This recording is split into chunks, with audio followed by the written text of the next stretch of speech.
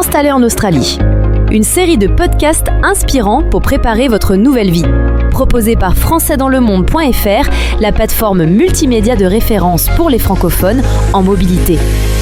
Avec Tourisme Australia, l'Australie comme nulle part ailleurs. Rendez-vous sur australia.com. Sur françaisdanslemonde.fr, je vous emmène en Australie, mais c'est pas très original vu que chaque année, 130 000 Français s'y rendent. On est avec Lucie Bottero, Country Manager chez Tourism Australia. Bonjour Lucie. Bonjour Gauthier. Alors toi, tu portes les couleurs de ce pays.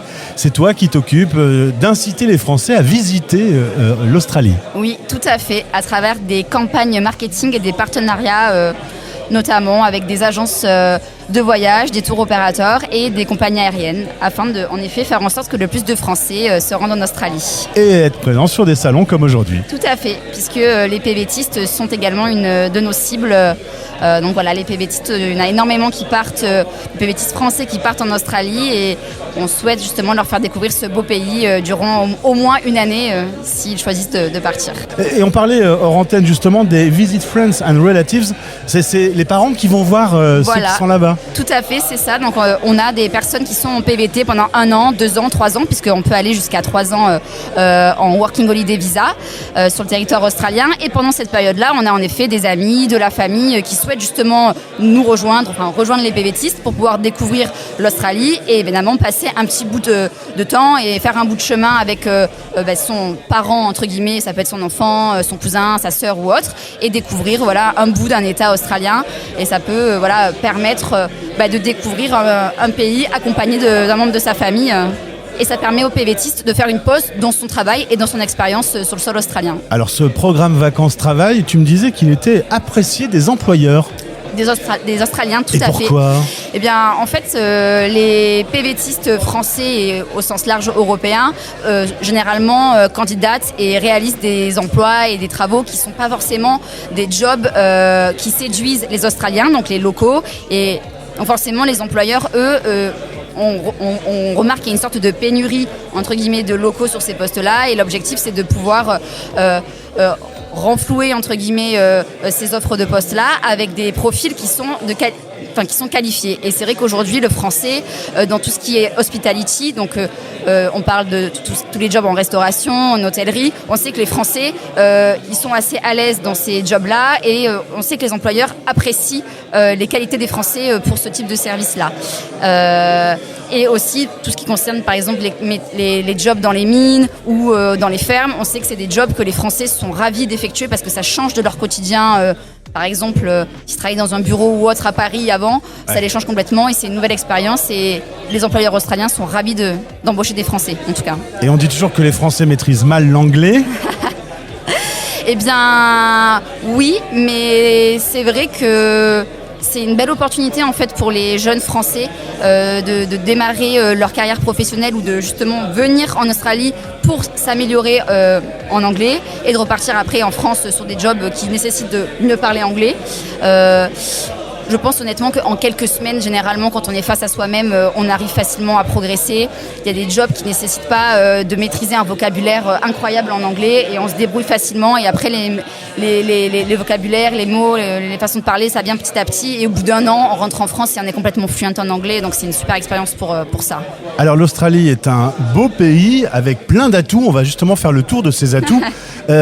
Tu disais, ce qu'on a analysé, c'est que les gens rentrent différents. Ouais. C'est l'expérience d'une vie. Oui, tout à fait, c'est le terme, une expérience d'une vie qui nous change profondément. Quand on interroge les personnes qui sont parties, on voit que quand elles reviennent en France, l'Australie leur manque de façon instantanée.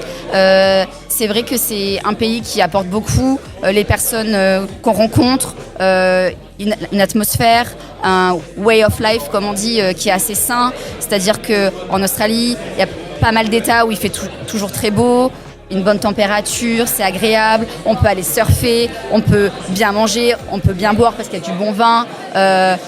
Honnêtement, il y a énormément d'atouts, tous les états sont différents, avec énormément de diversité en termes de paysages et d'activités. Et réaliser 1 an ou plus en PVT en Australie, C'est vraiment une expérience unique, c'est-à-dire qu'on va dans un pays qui est vraiment loin, où on n'a pas forcément l'habitude de voyager, mais qui est vraiment différent de l'Europe et de ce qu'on connaît. On voit des animaux qu'on ne peut voir nulle part ailleurs, des paysages qui sont vraiment très singuliers. Et oui, on revient, on sait parler anglais, on a travaillé dans des secteurs qui sont totalement différents de ce à quoi on était habitué. Voilà, je sais qu'il y a pas mal de personnes qui ont travaillé dans les mines, dans le domaine agricole, alors qu'avant ils étaient par exemple dans la finance ou en marketing ou autre à Paris, à la Défense. Enfin voilà, c'est vraiment, on change complètement de vie et on revient, je dirais, grandi, plus mûr. On sait peut-être mieux où est-ce qu'on a envie d'aller et ça nous donne une nouvelle impulsion pour la suite. Une ouverture d'esprit à l'international, c'est un pays qui reçoit des peuples du monde entier. Oui, totalement. Aujourd'hui, qu'est-ce qu'il faut savoir? Par exemple, sur un point de vue écologique, on entend des gens qui disent je vais aller en Australie et je vais visiter toutes les grandes villes. C'est pas très écologique du coup. Non, c'est vrai. Après, ça dépend comment on voyage. C'est vrai qu'on parle beaucoup de slow tourism en ce moment.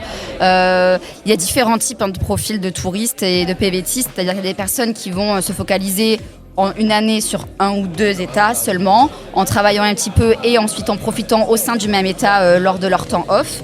Et d'autres qui sont là pour vraiment maximiser leur présence sur le territoire et donc essayer de faire tous les États.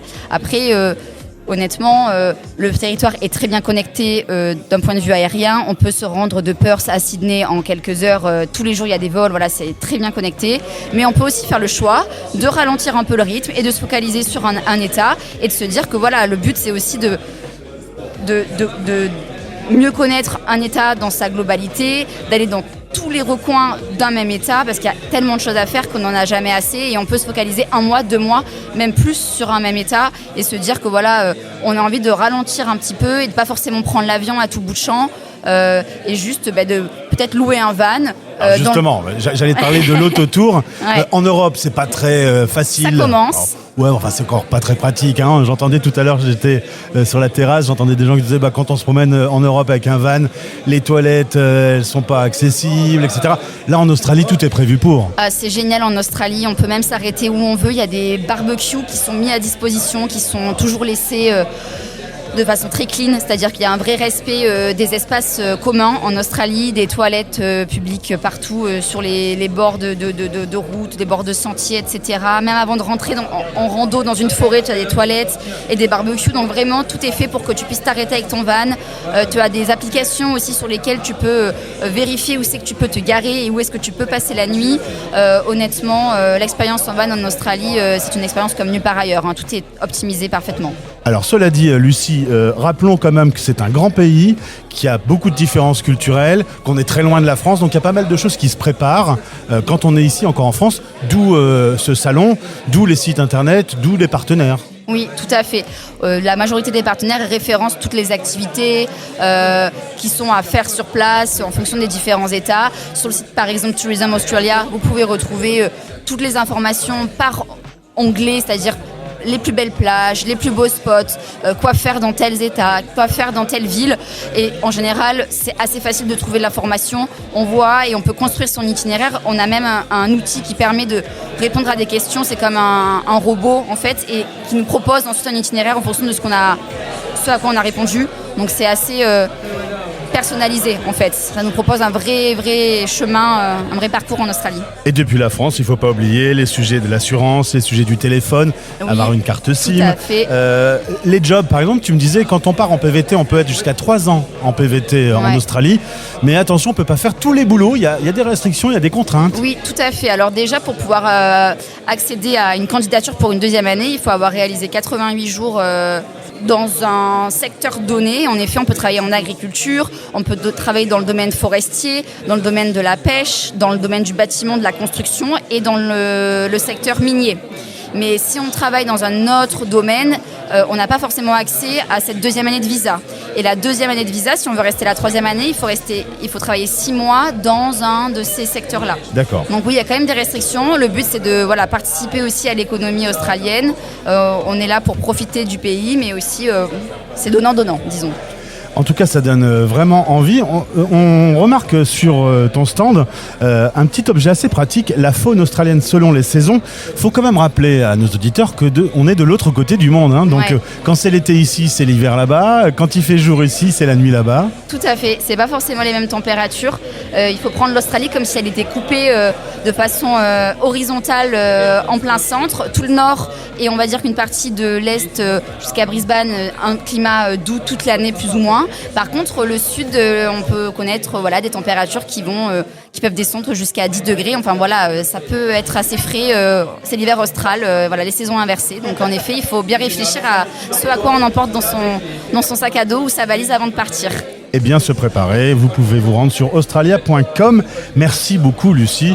Merci beaucoup. Tu rentres d'Australie, hein, si je ne m'abuse. Oui, tout à fait, il y a un mois. C'est quoi ton meilleur souvenir, le truc qui te marque encore Je dirais quand j'ai visité Raymond Island, qui est une île où on peut encore voir des koalas dans leur habitat naturel. Donc j'en ai compté 15 ce jour-là quand j'y suis allée. Je levais la tête et j'en voyais un à chaque arbre que je regardais, donc c'était assez magique. Eh bien merci, ça donne envie de sauter dans un avion.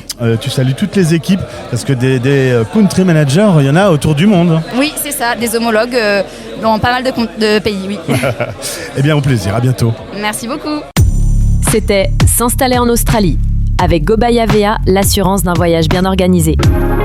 De l'inspiration à la réalisation, Gobay Avea vous accompagne pour tous vos voyages. Pour en savoir plus, gobayavea.com.